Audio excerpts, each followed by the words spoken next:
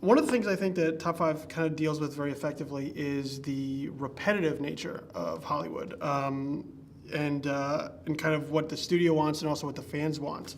Obviously, you don't have a Hammy the Bear to your credit, but I'm sure you've dealt with things previously as far as repetition of roles or being offered similar parts. So I guess can you kind of speak to, I guess, the struggle that there is of trying to find new roles, challenging roles, things that allow you to branch out as an actress and not do the same thing all the time?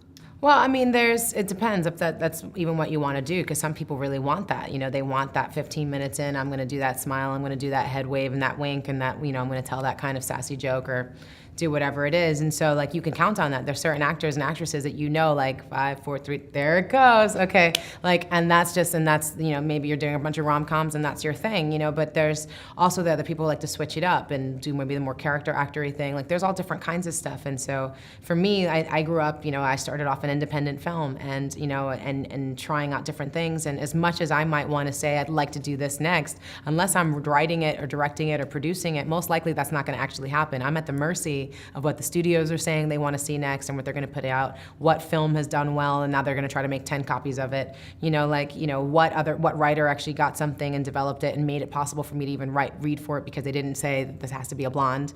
There's so many different things that are a part of it, and that's the best thing I can do always, that I've always tried to do, is continue to identify different reasons as to why to work on different films. I'd like to work with that director, I'd like to work on that location, I'd like to try my hand at comedy, I'd like to kind of push myself in this way. I just want to do more films, so let's just see what that feels like to take a load on and do more independent or do a bigger budget kind of thing. And so, when I keep seeing the same role getting sent to me, it's just not interesting, and I've never felt like I had to take on those things. I've always taken other stuff on, whether it means like, okay, cool, then I'm just gonna, it's an election year, so I'm just gonna concentrate on my voting organization until something else shows up that I might want to do, or maybe I do produce because I have been producing or I've done other things. So it's really, at the end of the day, this is your career and you kind of have to own it. And at this time, with especially technologies exists today, people are making movies on their cell phones. So like, go out there, like make it happen for yourself and push yourself. And for me, it's like I'm 20 years in and I'm still challenging myself. I'm doing this crazy drama comedy with a very good friend, Chris, who's convincing me to do things with hot sauce I never imagined I would do ever in real life, let alone on camera.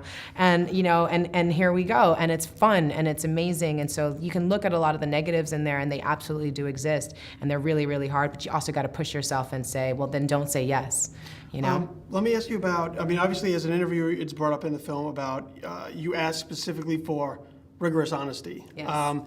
In this industry, how difficult is it to be honest like that? Because, obviously you're dealing with, the studio has something, you have publicists involved, in the social media era, every word is managed, and it feels like lots of people are promoted, either promoting or performing all the time. That's movie magic right there. But how difficult is that to have kind of a sense of self and say, like, I am allowing myself this to be who I am and put it out there, and regardless of what consequences may come from that. Yeah, no, I think that's really difficult for a lot of people, and for me, being an advocate and an activist for so many years was not necessarily the most attractive thing to a lot of people. And I'll go into meetings and you'll see someone looking at all these like just trashy websites and magazines, and they'll click it off like, oh, I'm sorry, I was just looking for inspiration. And you're like, inspiration? That's what you're looking at? Like, for inspiration? Like, you wouldn't even understand some of the conversations I've had with people, like really big actresses who did really huge movies that almost didn't happen because a studio head saw them in a bad paparazzi picture and was like, I don't know, maybe we should rethink the casting. And you're like, are you serious? That woman's stunning. Like, someone took a bad picture of her, and now we exist in a society where they take a lot of digital photos and no one's waiting for so-and-so to fix their toupee or to, like, put their wheelchair aside so that they, you know what I mean? Like, we're not in that era anymore. They're purposefully keeping their camera angle down low to see if you're wearing underwear, even if you're underage. Like, it's outrageous. They're purposely looking for that bad shot. And the idea that someone at the top and the head of a studio could actually look at that and go, I might not hire you off of it, is scary, but very real. The times I've walked into meetings and they go, wow, you're so articulate. And it's like, that didn't really sound like a compliment, but I'm gonna be okay with that. Like, I'm gonna be okay. I'm gonna let that slide, Why didn't you just start that with, I'm not racist, but yeah, I'm not racist, but but either way or whatever, or sexist, because you don't even necessarily know where that's coming from. But there's a lot of realities and things that you have to deal with. But people having existential dilemmas, that's not unique to Hollywood. People trying to figure out how to keep themselves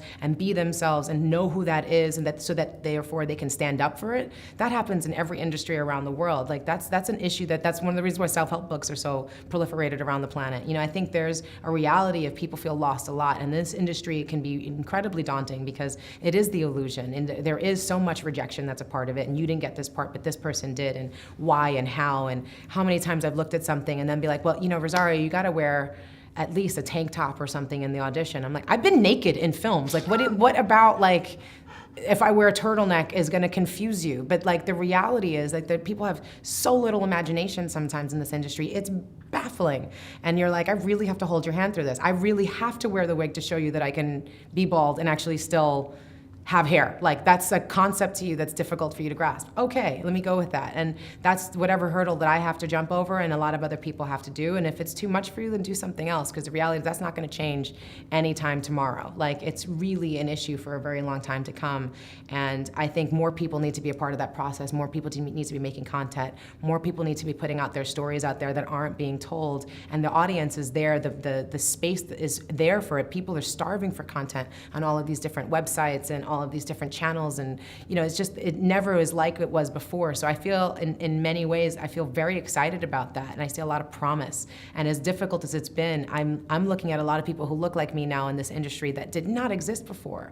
It was like so I like seeing the progress. I like seeing the positivity. It's the thing that you see a lot between the banter of my character and Chris's in this movie is like, Chris goes straight onto the negative. He can be really cynical, and that's amazing because he can make something really dark and scary feel really funny and still make you think about it, and that's really brilliant. But I do that in my own way. I do that with my advocacy, I do it with my activism, I do it with the different roles that I portray, and I always try to do it with some sort of sunny side up. Like, even if I'm playing this crack mom, I want you to at least have an idea about her where you don't go, yeah, she's a monster, but she's a person too, and she made some bad choices, and I can relate to that. Like, that's just always where I'm coming from. I'm always trying to get people to relate to it so the issue doesn't seem so profound that you can't tackle it, because that's the big issue. That's the big problem I feel, is people look at this stuff and they recognize it, and when they finally see it, they hit a wall. And they're just they're so freaked out by how the magnitude of the problem that they don't even start chipping away at it. And we gotta chip away at it, because yes, those problems exist, but we can actually do something about it. This isn't like